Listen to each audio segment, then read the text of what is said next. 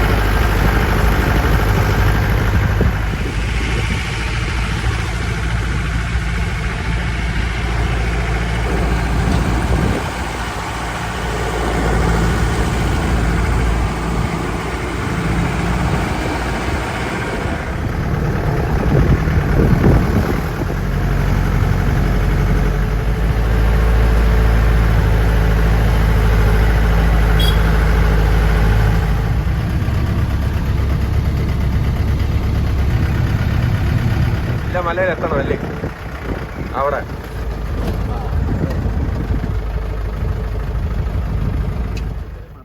നമ്മൾ ആ കാണുന്ന മലയിലാണ് എത്തിച്ചേരേണ്ടത്. ഇവിടെ നമ്മളൊരു പകുതി വരെ വണ്ടി പോവും, അത് കഴിഞ്ഞ് പിന്നെ ഫോറസ്റ്റിനടുത്ത് കൂടെ ഉള്ളൊരു നടത്തം, അടിപൊളി ട്രക്കിങ്. നമ്മളൊരു ശകലം നടക്കാമെന്നും പറഞ്ഞ് പോയതാണ്. പിന്നെ ആ ഒരു കുളിരും ഇതും കൊണ്ട് നമ്മളങ്ങ് മൊത്തം നടന്ന് നമ്മളതിൻ്റെ വാതിക്കലെത്തി. അപ്പോൾ ഇവിടുന്ന് ഒരു നടന്ന് നമ്മൾ പൈതൽമല വരെ ചെല്ലും. അടിപൊളി.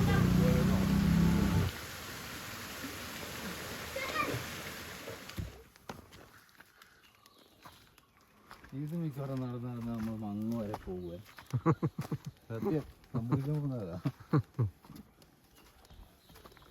നടക്കാൻ തുടങ്ങിയ പിന്നല്ലേ നല്ല നടക്കാൻ കുഴപ്പമില്ല, ചൂടില്ലല്ലോ. നല്ല തണുപ്പായി വീണ്ടുള്ളിൽ കയറി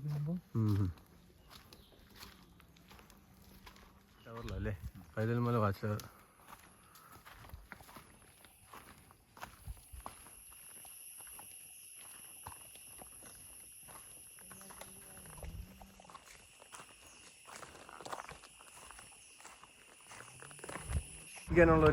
അങ്ങനെ നമ്മൾ കണ്ട ഇനി 500 മീറ്റർ ഉള്ള വാച്ച് ടവറിലെത്താൻ പൈതൽമല. അങ്ങനെ ഞങ്ങൾ എത്തി പൈതൽമല. നമ്മളെത്തി. അങ്ങനെ ഇവിടെ നിന്നൊരു ഇങ്ങനെ കയറി വരുന്ന അങ്ങോട്ട് കാണുന്ന ഒരു പൈതൽമലയുടെ ടോപ്പിലേക്കാണ് നമ്മൾ കയറി ചെല്ലേണ്ടത്. ഈ ഒരു പൈതൽമല എന്ന് പറഞ്ഞു കഴിഞ്ഞാൽ ഏകദേശം 4500 അടി ഉയരത്തിൽ നിൽക്കുന്നൊരു സംഭവമാണ്. അപ്പോൾ നമ്മളിവിടെ അവിടെ ഒരു മലയല്ല, ഇത് കുറേ മലയുണ്ട്. മൊത്തം കറങ്ങിയാൽ പൈതൽമല തീരത്തുള്ളതെന്നാണ് അവിടുത്തെ ആൾക്കാർ പറയുന്നത്. നമ്മുടെ ആളായ ജോർജ് ഏട്ടൻ്റെ കൂടാണ് നമ്മൾ പോയത്. പൊടിക്കളം മീൻസ് ആനകൾ വന്നിട്ട് ഈ പൊടി വാരി കളിക്കുന്നില്ലേ, ചെളിക്കുളം ഉണ്ട്, അവിടെ വെള്ളം കണ്ട ആനകളുടെ പൊടിക്കളം.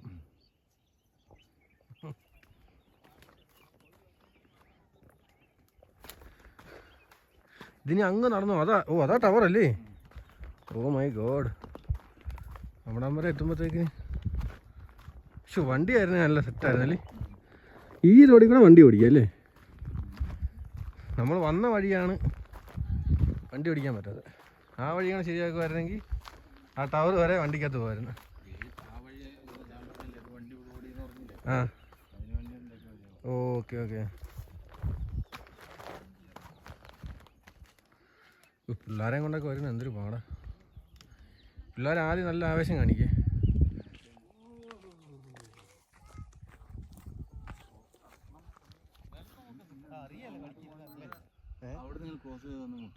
അവിടെയോ? അങ്ങ് ഈ മലയുടെ അപ്പുറം ആ ബിൽഡിങ് കാണാൻ പറ്റത്തില്ല, ചെറിയ മങ്ങലായതുകൊണ്ട്. വന്ന വഴി എൻ്റെ അമ്മ ഫൈനലി വാച്ച് ടവറിലെത്തി. നമ്മൾ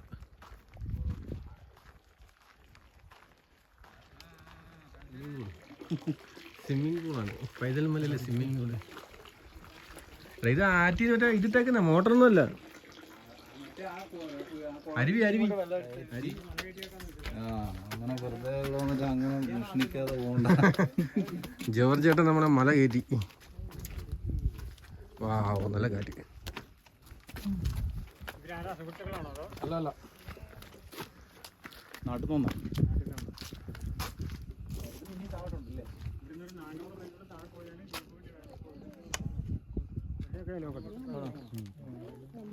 എല്ലാവർക്കും ബസ്സിലെ വരും, ബൈക്ക് അറിയപ്പെടും. ഒന്നാമതായിട്ട് തന്നെ വൈതൽ മലയെന്നും രണ്ടാമതായിട്ട് പൈതൽ മലയെന്നും. വൈതൽ മലയെന്ന് പറയാൻ കാരണം വൈതൽക്കോൻ എന്ന പേരിൽ അറിയപ്പെടുന്ന രാജാവ് വനവാസം ചെയ്ത മലയായിരുന്നു. ആ രാജാവിന്റെ പേരിനോട് ചേർത്ത് ഈ മലയെ വൈതൽ മല എന്ന് വിളിച്ചു പോകും. പിൽക്കാലത്ത് നമ്മൾ ഈ മലയോട് ചേർന്ന് ഇതിന്റെ കിഴക്ക് വടക്ക് അതിർത്തികൾ പങ്കിടുന്ന കർണാടക സ്റ്റേറ്റ് കുടക് ഡിസ്ട്രിക്റ്റിന്റെ കൂർഗ് മലനിരകളാണ്. ആ കൂർഗ് മലനിരകൾ എന്ന് പറയുമ്പോൾ സമുദ്രനിരപ്പിന് 5000 അടി 6000 അടി ഉയരമുള്ള മലനിരകളാണ്. അപ്പം വലിയ മലനിരകളോട് ചേർന്ന് കിടക്കുന്ന ഒരു കൊച്ചു മലയാണ് നമ്മുടെ മല. അതുകൊണ്ട് ഇതിനെ പൈതൽ മല എന്ന് വിളിച്ചു പോകുന്നു. പിൽക്കാലത്ത് എർക്കാടികളായിട്ട് പൈതൽ മല എന്ന പേരിലേക്ക്.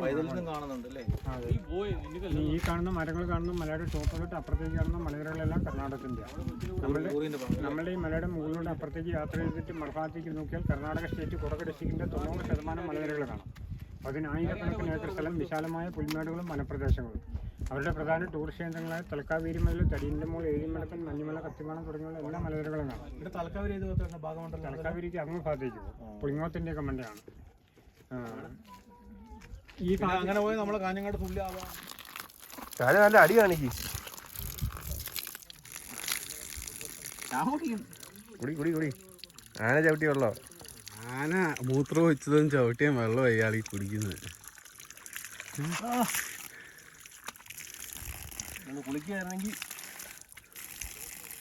അടിപൊളി.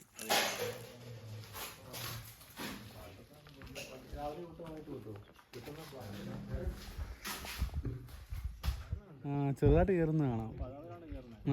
വഴി കോടയായി തിരിച്ചു പോകണം അല്ലേ? ഇനി മഴ പെയ്യായിരിക്കും ഇപ്പം വൈകിട്ട് കേട്ടോ.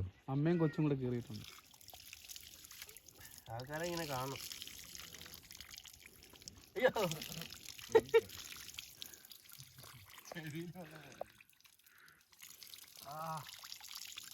നീ ഇന്ന് കുളിച്ചാലല്ലേ? കുളിക്കടാ.